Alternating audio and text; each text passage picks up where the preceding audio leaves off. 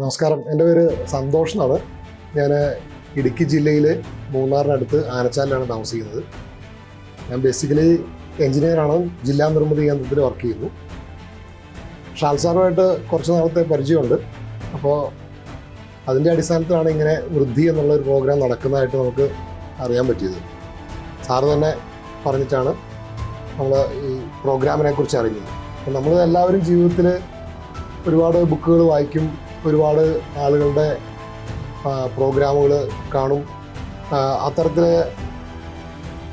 ജീവിതത്തിൽ ഏറ്റവും കുറച്ച് മെച്ചപ്പെടണം എന്നുള്ള ആഗ്രഹമുള്ള ആളുകൾ എപ്പോഴും പഠിച്ചുകൊണ്ടായിരിക്കും ഇരിക്കുന്നത്. അപ്പോൾ ആ തരത്തിൽ ഞാനും കുറേയധികം ബുക്കുകളും അങ്ങനെയുള്ള കാര്യങ്ങളൊക്കെ വായിച്ചു. പക്ഷെ അങ്ങനെ വായിച്ചാലും നമുക്കതിൻ്റെ ഒരു അന്തിമമായിട്ടൊരു സീലിംഗ് എന്ന് പറയുന്നുള്ളൊരു പ്രോസസ്സ്, അതായത് നമുക്ക് എന്തിനും ഒരു അന്തിമ അംഗീകാരം കിട്ടുന്നത് പോലെ നമുക്കൊരു അത് വേണമെങ്കിൽ ഒരു അനുഗ്രഹമെന്നോ അല്ലെങ്കിൽ ബ്ലെസ്സിങ്സ് ഒരു ഗുരുവിനെ കിട്ടുന്നത് പോലെ എന്നൊക്കെ വേണമെങ്കിൽ പറയാം. അപ്പം അത് നമ്മൾ എന്തൊക്കെ പഠിച്ചിട്ടുണ്ടെങ്കിലും അതിൻ്റെ ഒരു സീലിംഗ് അത് ആ ഗുരുവിൻ്റെ അടുത്ത് നിന്നാണ് ശരിക്കും നടക്കുന്നത്. അപ്പം നമുക്ക് ഷാൽസാർ നമുക്ക് പറഞ്ഞു തരുന്നത് ജീവിതത്തിൻ്റെ അല്ലെങ്കിൽ നമ്മുടെ എങ്ങനെ മെച്ചപ്പെട്ട നിലയിൽ നമുക്ക് ജീവിതം മുന്നോട്ട് കൊണ്ടുപോകാം എന്നുള്ള കാര്യങ്ങളാണ് പറഞ്ഞു തരുന്നത്. അത് പുതിയതായിട്ടുള്ള അറിവുകളല്ല സാർ പറഞ്ഞു തരുന്നത്. എന്നിരുന്നാൽ കൂടിയും നമുക്ക് ആ ഒരു ബ്ലെസ്സിങ് അത് ഈ വൃദ്ധി പ്രോഗ്രാമിലൂടെ കിട്ടിയിട്ടുണ്ടെന്നാണ് വിശ്വാസം. എന്നല്ല, കിട്ടിയിട്ടുണ്ട്.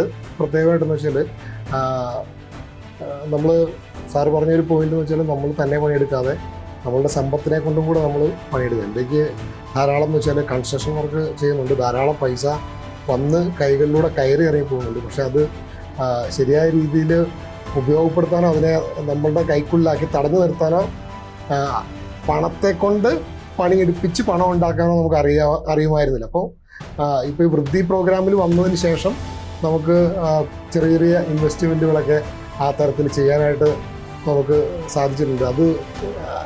അത് മാത്രമല്ല, ഒരുപാട് അത്തരത്തിൽ നമ്മൾ എങ്ങനെ ഫൈനാൻസ് മാനേജ് ചെയ്യണം, സാമ്പത്തിക കാര്യങ്ങൾ എങ്ങനെ മാനേജ് ചെയ്യണം, എങ്ങനെ സമ്പത്തിനെ വർദ്ധിപ്പിക്കാം, സമ്പത്തിനോടുള്ള നമ്മുടെ കാഴ്ചപ്പാട് തന്നെ ശരിക്കും മാറിയിട്ടുണ്ടെന്നുള്ളതാണ് നമ്മുടെ ഒരു അനുഭവം.